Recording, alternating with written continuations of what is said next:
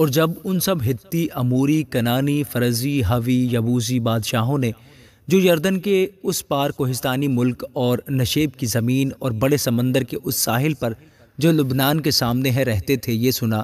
تو وہ سب کے سب فراہم ہوئے تاکہ متفق ہو کر یشوع اور بنی اسرائیل سے جنگ کریں۔ اور جب جبعون کے بادشاہ نے سنا کہ یشوع نے یریحو اور ای سے کیا کیا ہے، تو انہوں نے بھی ہیلا بازی کی اور جا کر سفیروں کا بھس بھرا اور پرانے بورے اور پرانے پھٹے ہوئے اور مرمت کیے ہوئے شراب کے مشکیزے اپنے گدھوں پر لادے،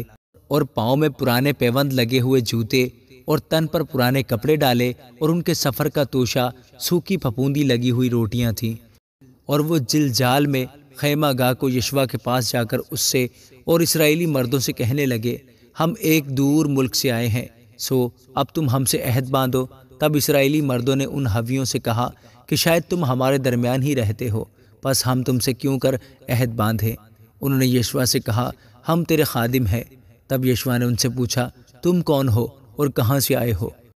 انہوں نے اس سے کہا، تیرے خادم ایک بہت دور ملک سے خداوند تیرے خدا کے نام کے باعث آئے ہیں، کیونکہ ہم نے اس کی شہرت، جو کچھ اس نے مصر میں کیا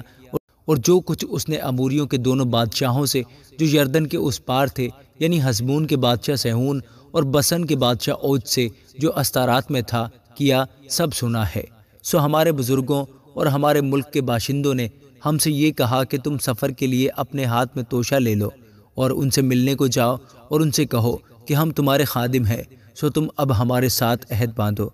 جس دن ہم تمہارے پاس آنے کو نکلے، ہم نے اپنے اپنے گھر سے اپنے توشہ کی روٹی گرم گرم لی، اور اب دیکھو وہ سوکھی ہے اور اسے پھپھوندی لگ گئی، اور میں کہ یہ مشکیزے جو ہم نے بھر لیے تھے نئے تھے، اور دیکھو یہ تو پھٹ گئے، اور یہ ہمارے کپڑے اور جوتے دور دراز سفر کی وجہ سے پرانے ہو گئے۔ تب ان لوگوں نے ان کے توشہ میں سے کچھ لیا اور خداوند سے مشورت نہ کی، اور یشوع نے ان سے صلح کی اور ان کی جان بخشی کرنے کے لیے ان سے عہد باندھا، اور جماعت کے امیروں نے ان سے قسم کھائی۔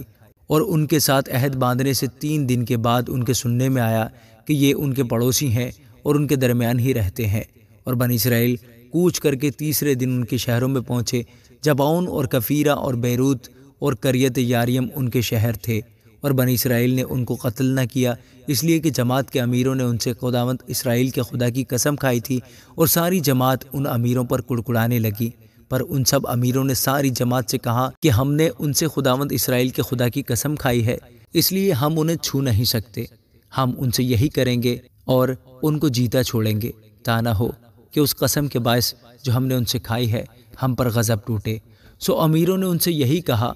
کہ ان کو جیتا چھوڑو۔ پس وہ ساری جماعت کے لیے لکڑ ہارے اور پانی بھرنے والے بنے، جیسا امیروں نے ان سے کہا تھا۔ تب یشوع نے ان کو بلا کر ان سے کہا، جس حال کے تم ہمارے درمیان رہتے ہو، تم نے یہ کہہ کر ہم کو کیوں فریب دیا کہ ہم تم سے بہت دور رہتے ہیں؟ اس لیے اب تم لعنتی ٹھہرے، اور تم میں سے کوئی ایسا نہ رہے گا جو غلام یعنی میرے خدا کے گھر کے لیے لکڑ ہارا اور پانی بھرنے والا نہ ہو۔ انہوں نے یشوع کو جواب دیا، تیرے خادموں کو تحقیق یہ خبر ملی تھی کہ خداوند تیرے خدا نے اپنے بندہ موسیٰ کو فرمایا کہ سارا ملک تم کو دے اور اس ملک کے سب باشندوں کو تمہارے سامنے سے نیست و نابود کرے، سو ہم کو تمہارے سبب سے اپنی جانوں کے لالے پڑ گئے، اس لیے ہم نے یہ کام کیا، اور اب دیکھ ہم تیرے ہاتھ میں ہے، جو کچھ تو ہم سے کرنا بھلا اور ٹھیک جانے سو کر۔ پس اس نے ان سے ویسا ہی کیا، اور بنی اسرائیل کے ہاتھ سے ان کو ایسا بچایا کہ انہوں نے ان کو قتل نہ کیا۔ اور یشوع نے اسی دن ان کو جماعت کے لیے اور اس مقام پر جسے خداوند خود چنے اس کے مذبح کے لیے لکڑ ہارے اور پانی بھرنے والے مقرر کیا، جیسا آج کے دن تک ہے۔ آمین۔